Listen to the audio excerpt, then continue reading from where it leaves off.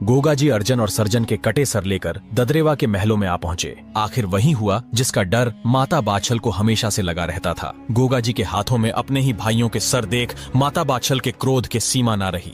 भोली और साफ मन की माता ने क्रोध में गोगा जी से कहा कि तुमने अपने ही भाइयों को मार डाला, इसी वक्त यहाँ से चला जा और मुझे कभी जीवन में अपनी शक्ल मत दिखाना। माता की आज्ञा सुनकर गोगा जी दुखी मन और भरे नेत्रों से ददरेवा से निकल गए। पीछा करते हुए माता सीरियल गोगा जी के पास आ पहुंची और गोगा जी के साथ चलने की जिद करने लगी। तब गोगा जी ने कहा कि अभी मेरा खुद का कोई ठिकाना नहीं, तो मैं आपको अपने साथ कहाँ रखूंगा। इस पर माता सीरियल ने गोगा जी से वचन लिया कि आप मुझसे मिलने आते रहेंगे। रानी के बहुत आग्रह करने पर गोगा जी मान गए और रानी से कहा ऐसा ही होगा, किंतु इसके बारे में आप किसी के समक्ष चर्चा न करें। जिसके बाद गोगा जी वहाँ से गोरख टीले की तरफ चल दिए और नैनों में नीर लिए रानी सीरियल उन्हें देखते हुए अधीर खड़ी रोती रही।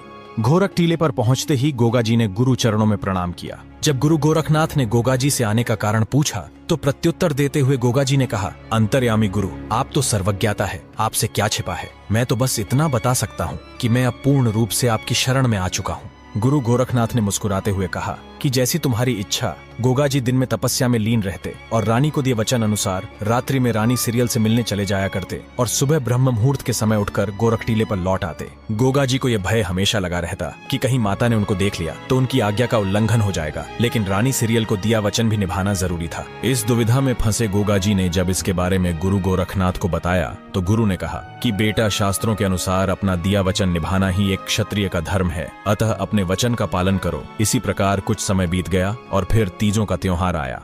16 सिंगार कर रानी सीरियल तीज झूलने की आज्ञा लेने अपनी सास के पास पहुंची। रानी के सिंगार देख माता बाछल क्रोध में बोली, जब तुम्हारा पति घर बार छोड़कर जा चुका है तो ये हार सिंगार किसे रिझाने के लिए किए जा रहे हैं। अपने ऊपर लगा लांछन रानी सीरियल से सहा ना गया और सीरियल ने माता को प्रत्युत्तर देते हुए कहा, चले तो आपके लिए गए हैं, मुझसे तो नित्य प्रति रात को मिलने आते हैं। माता बाछल ने रानी को झूठी कहते हुए कहा कि जब तक मैं खुद अपनी आंखों से नहीं देख लेती तुम्हारी बातों पर विश्वास नहीं करूंगी। इतना कहकर माता बाछल रानी सीरियल को नौलखे बाग में झूला झुलाकर महलों में लौट आई और द्वारपाल से कहा कि रानी सीरियल के कक्ष के आगे नजर रखो, यदि गोगा आए तो मुझे इसकी सूचना तुरंत मिलनी चाहिए। हमेशा की भांति रात्रि होते ही जब गोगा जी महाराज ददरेवा के महलों में पधारे तो द्वारपाल ने आज्ञा अनुसार माता बाछल को सूचित कर दिया। सूचना मिलते ही माता बाछल गोगा जी के बाहर आने की प्रतीक्षा करने लगी। जैसे ही गोगा जी महलों से बाहर आकर नीले पर सवार हुए तो माता बाछल ने तुरंत सामने आकर घोड़े की लगाम पकड़ ली। गोगा जी ने माता के समक्ष यह सोचकर मुंह फेर लिया कि कहीं माता द्वारा दी गई कभी मुंह न दिखाने की आज्ञा का उल्लंघन न हो जाए, किंतु गोगा जी को यह भली भांति ज्ञात हो गया था कि माता उनका मुख देख चुकी है।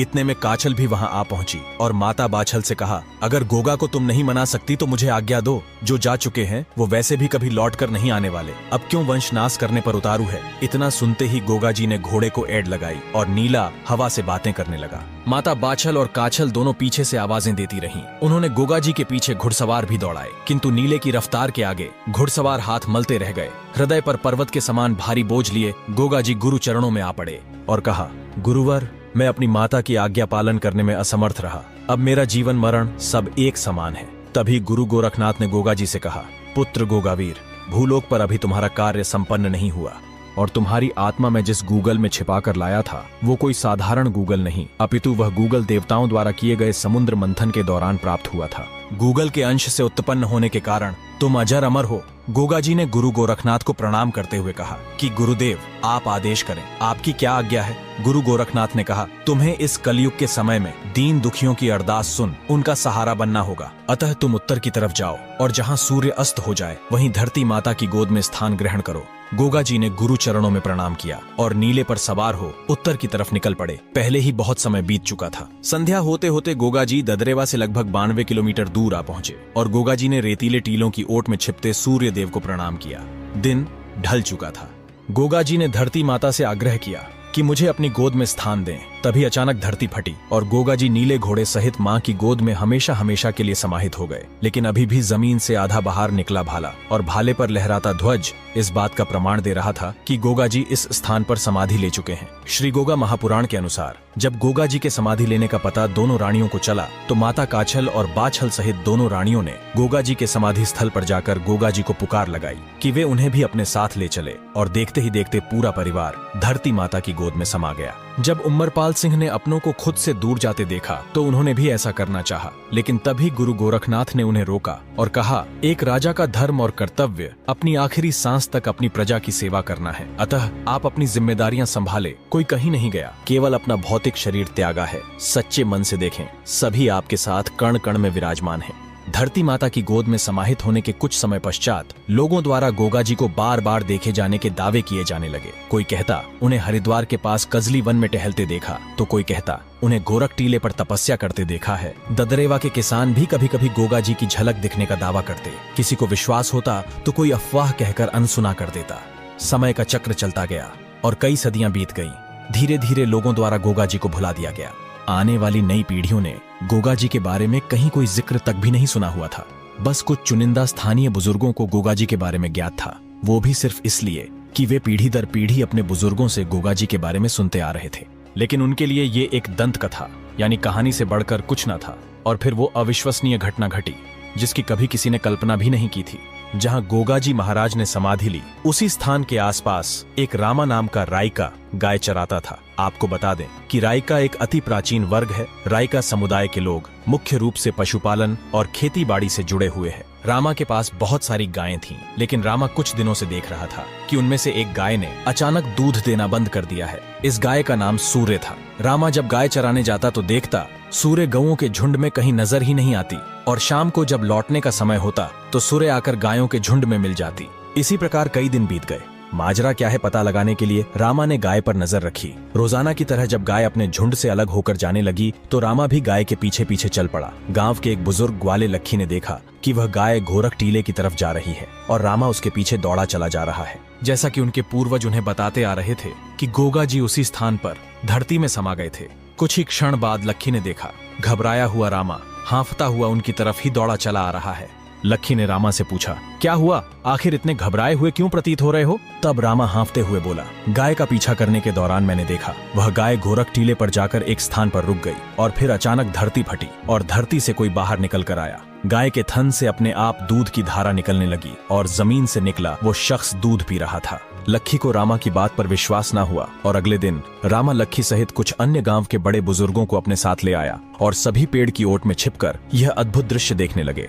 गाय नियमित रूप से उसी स्थान पर जा रुकी और फिर देखते ही देखते धरती फटी और गोगा जी बाहर आए और गौ माता ने गोगा जी को दूध पिलाया। यह देख सभी हक्के बक्के रह गए। सभी को अपनी आंखों पर विश्वास नहीं हो रहा था। बड़े बुजुर्गों को यह समझते बिल्कुल भी समय ना लगा कि ये और कोई नहीं, साक्षात हमारे जाहिरवीर गोगा जी महाराज है। सभी लोगों ने गोगा जी को हाथ जोड़कर प्रणाम किया और मन ही मन क्षमा मांगी, जिसके बाद वहां एक मंदिर निर्माण करवाया गया। राजस्थान के चूरू जिले के ददरेवा मंदिर से लगभग 92 किलोमीटर दूरी पर स्थित यह मंदिर हनुमानगढ़ जिले के गोगामेडी में स्थित है। आपको बता दें कि गोगा जी के इस मंदिर में हिंदू और मुस्लिम दोनों समुदाय के लोगों द्वारा पूजा की जाती है। गोगा जी के जन्म स्थान दत्तखेड़ा यानी ददरेवा में स्थित मंदिर को शीर्षमेड़ी तथा गोगा जी के समाधि स्थल गोगामेडी में स्थित मंदिर को धुरमेड़ी कहा जाता है। इसे लेकर भी इतिहास चोरों द्वारा काफी भ्रांतियां फैलाई गई है और शीर्षमेड़ी को शीशमेड़ी बोलकर सर कटने जैसी अफवाहें बनाई गई है। यहाँ शीर्ष का अर्थ सर्वोच्च तथा शुरुआत से है, धुर का अर्थ धूल, मिट्टी अथवा किसी स्थान के अंतिम छोर से है और गोगा जी के मंदिर को मेड़ी बोला जाता है।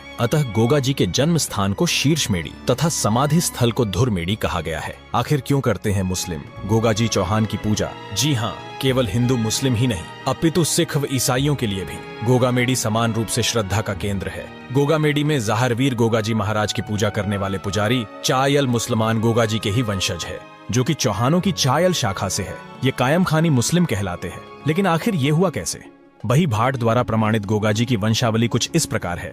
गोगा जी, राव बैरसी, राव उदयराज जी, राव हर्राज जी, राव विजयराज जी, राव पिथोजी, राव लालो जी, राव गोपाल दास, राव जैतसी, राव रूपाल जी, राव तहतपाल जी, राव मोटेराय जी। राव मोटेराय जी के 5 पुत्र थे, कायम सिंह, जबरदे, भोजराज, जिंदे और जगमाल। केवल जगमाल चौहान को छोड़कर राव मोटेराय जी के 4 पुत्रों को फिरोज शाह तुगलक ने इस्लाम में परिवर्तित कर दिया था। करमचंद यानी कायम सिंह के वंशज ही कायम खानी मुस्लिम कहलाते हैं। लेकिन कायम खानी मुस्लिम के अलावा बाकी मुस्लिम भी गोगा जी की पूजा करते हैं। लेकिन क्यों? इसका पहला कारण गोगा जी को एक ही समय पर अलग अलग जगह युद्ध करता देख महमूद गजनवी ने उन्हें जाहिर पीर की उपाधि दी। गोगा जी के धरती माता की गोद में समाहित होने के पश्चात जब वहाँ एक छोटा मंदिर बना दिया गया, उसके कुछ समय बाद फिरोज शाह तुगलक हिसार होते हुए सिंध प्रदेश को विजयी करने निकला। रात्रि के समय विश्राम के लिए तुगलक सेना सहित गोगामेडी में ठहरा। बादशाह तुगलक और उसकी सेना ने देखा कि हाथ में मशाल लिए घोड़े पर सवार एक योद्धा विशाल सेना के साथ आ रहा है। तुगलक की सेना में हाहाकार मच गया। घबराए तुगलक को स्थानीय धार्मिक विद्वानों ने गोगा जी के बारे में बताया, जिसके बाद फिरोज शाह ने युद्ध से लौटते समय गोगामेडी में मस्जिद नुमा मंदिर का निर्माण करवाया और उनके लोगों के लिए भी यह आस्था का केंद्र बन गया। तत्पश्चात मंदिर का जीर्णोद्धार बीकानेर के महाराज गंगा सिंह के शासनकाल में 1887 और 1943 में करवाया गया। शाही कायम खानी परिवार के शासक यानी खानजादों में से ज्यादातर विभाजन के बाद पाकिस्तान में सिंध के दक्षिणी हिस्से में चले गए। आपको जानकर हैरानी होगी कि राजस्थान का शायद ही कोई ऐसा गांव या शहर होगा जहां गोगामेडी अर्थात गोगा जी का मंदिर न हो। राष्ट्रीय एकता व सांप्रदायिक सद्भावना के प्रतीक गोगा जी राजस्थान के लोक देवता हैं, लेकिन गोगा जी की पूजा संपूर्ण राजस्थान सहित हिमाचल प्रदेश, हरियाणा, उत्तराखंड, पंजाब क्षेत्र, उत्तर प्रदेश, जम्मू और गुजरात में भी की जाती है। लोक मान्यताओं के अनुसार गोगा जी ने पहला पर्चा खिराज भक्त को दिया था। इसके अलावा गोगा जी के चमत्कारों के अनेकों किस्से कहानियां मशहूर है। विदा लेने से पहले सभी क्रिएटर्स से एक निवेदन करना चाहूंगा कि गोगा जी अमर गाथा कोई फेरी टेल नहीं है, ये लाखों लोगों की आस्था का सवाल है। कृपया चंद व्यूज की भूख में चैट जीपीटी की सहायता से गोगा जी के नाम पर कुछ भी अनाप शनाप वीडियो बनाकर अपलोड ना करें। आपको गोगा जी अमर गाथा कैसी लगी हमें कमेंट करके जरूर बताएं।